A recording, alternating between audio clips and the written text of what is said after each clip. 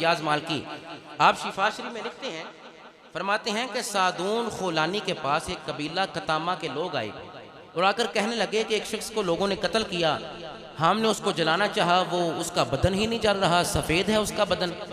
पहली दफ़ा भी जलाना चाहा ना जला, दूसरी दफ़ा जलाना चाहा, कफन को भी कुछ ना हुआ, जिस्म सफ़ेद का सफ़ेद है।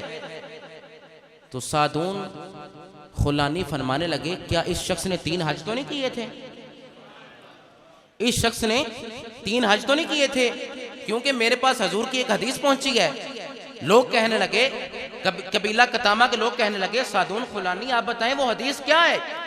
फरमाया, मैंने मुस्तफ़ा की हदीस सुनी है कि जिसने 1 हज किया उसने अपना फर्ज अदा किया, जिसने 2 हज किए उसने अल्लाह की बारगाह में अपना सवाब इकट्ठा करवा दिया, नेकियां इकट्ठी करवा दी, और जिसने 3 हज किए, कबीला कतामा के लोगों सुनो, मुस्तफ़ा की मुझ तक हदीस पहुंची है कि जिसने 3 हज रज़ाए इलाही के लिए किए, अल्लाह रब्बुल इज़्ज़त उसके बाल को, उसके बालों को और उसकी खाल को आग से महफूज फरमा लेगा।